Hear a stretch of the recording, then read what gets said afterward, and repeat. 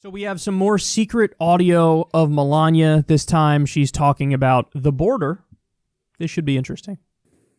All these kids that I met, they are here in the shelters because they were brought by it through coyotes, the people, or trafficking, and that's why they put them in jail. And the kids that they go in shelters, and the way they take care of them, it's. They even said, the kids, they say, wow, I will have my own bed. I will sleep on the bed. I will have a cabinet for my clothes. It's so sad to hear it, but they didn't have that in their own countries. Right. They sleep on the floor. They are, they're fed. They are taking care nicely there. But, they are not with parents. It's sad.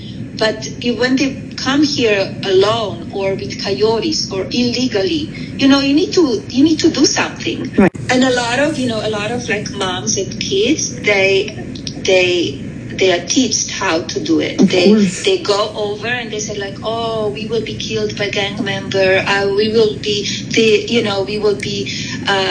it's so dangerous. Mm-hmm. So they allowed to stay here. Do you understand? I do. And they're the ones that are the bad ones. Yeah, and they are not, it's not true that they would, you know what I mean? Mm-hmm. Some of them, they're using that lines that, they're not professional, but they are taught by other people what to say to come over and to let them go to stay here. Because, they could easily stay in Mexico, but they don't want to stay in Mexico because Mexico doesn't take care of them the same as America does.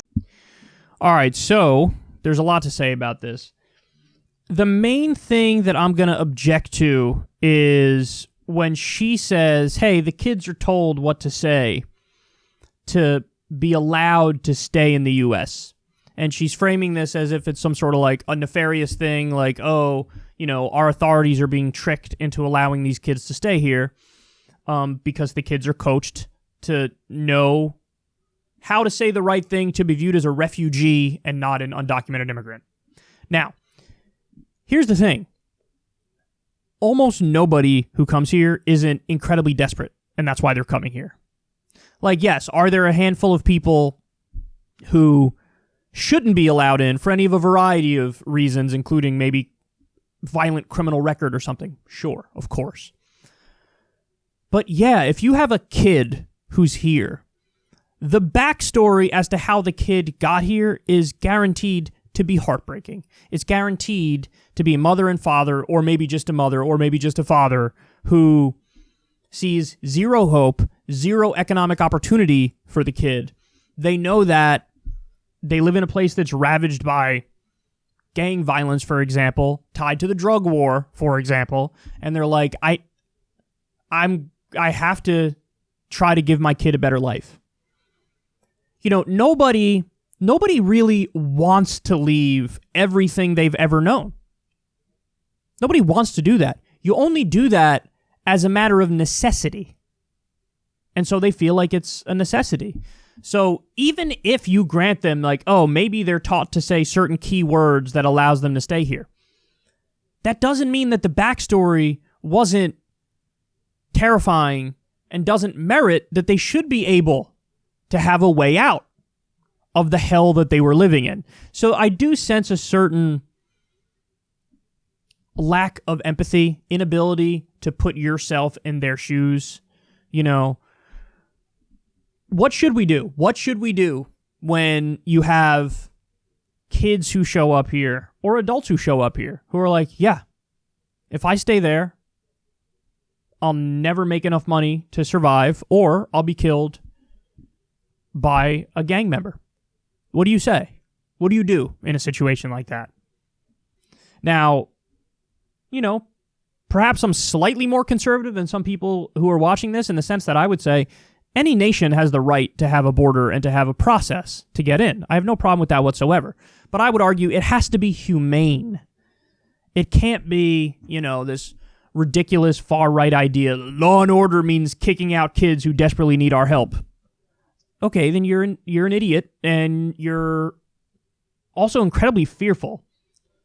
Like, we've discussed the stats on this show. I remember talking about them time and time again. Undocumented immigrants and documented immigrants, both of those categories, commit far fewer crimes than American citizens. Isn't that something?